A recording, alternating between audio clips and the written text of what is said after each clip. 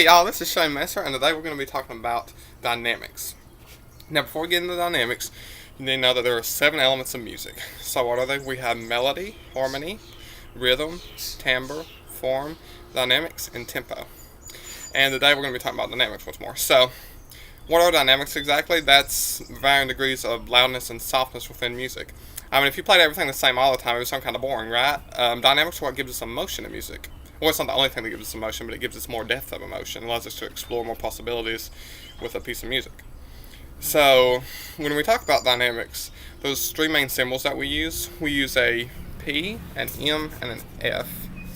And the P stands for piano. And when you think about piano, you probably think of the instrument at first. I mean, I know I do. And the reason the piano, well, the piano, there we go. The reason the piano is called the piano is because it was originally named the piano forte. And piano forte means soft, loud.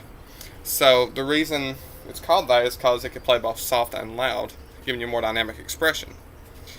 So piano means soft. M means mezzo. We don't really use mezzo too much, but it basically means middle.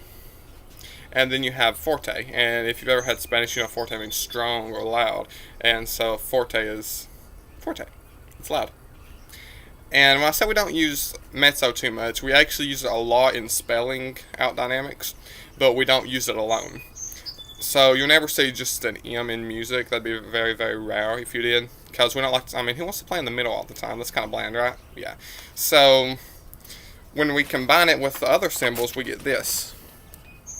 Try to focus so you can see it. Right, we get MP, MF, and that means mezzo piano, mezzo forte. So when we say mezzo piano, we're saying middle soft. When we say mezzo forte, we're saying middle loud. And of course, you can also have double P's, double F's, and that means you're playing very soft or very loud. Very soft, very loud. And the technical terms for these, we add the suffix issimo, and issimo means very, so therefore very soft, very loud. 2 P's, very soft, pianissimo. 2 F's, very loud, fortissimo. And you can also have triple F's, triple P's. I don't really think those names for those. If so, we don't really refer to them as that. We just say triple F, triple P, yeah. Blastissimo, really loud. And if I wanted to demonstrate this, actually, I have a bell right here that I ring every day at about 10 o'clock, as the governor has suggested for the people who have died from coronavirus, unfortunately. And this bell here, you know, I can demonstrate dynamics with it. I can be kind of soft, you know, like piano, or I can get it kind of loud. Don't want to get too loud with it, but yeah. So that's just a brief demonstration of dynamics. And at the beginning, you know, that was probably very loud. I don't know how the speaker perceived it, but what I played on the piano at the beginning to get your attention was kind of, that would probably be about a forte, probably actually, originalness. That's the thing about dynamics, the relative to an ensemble, to your surroundings. Yeah, they're always relative, basically. So, based on how many people you have on your ensemble, a small 10-piece ensemble compared to a 30-piece ensemble, forte for them wouldn't be as loud as for the larger group. But the thing you have to remember too is when a group of people are in tune, they're going to sound louder than a larger group that's not in tune. But we'll talk about that more later with intonation and stuff. But anyhow, that's the main things you need to know about dynamics. There are also, in music, sometimes the things that give you direction, showing you where you're headed, and we call those crescendos and decrescendos. And I have those drawn right here, if you can see them.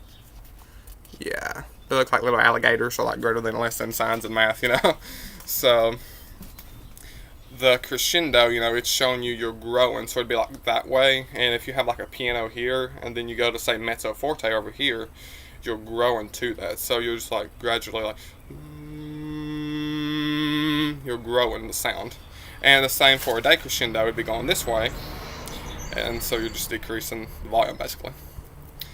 And those are the main things you need to know about dynamics. Those other things, but that'll come later on. Those are the basics. And I hope you really enjoyed this video. If you did, please like and subscribe. I'd greatly appreciate it. And I hope you have an awesome rest of your day. Thank you. Peace out.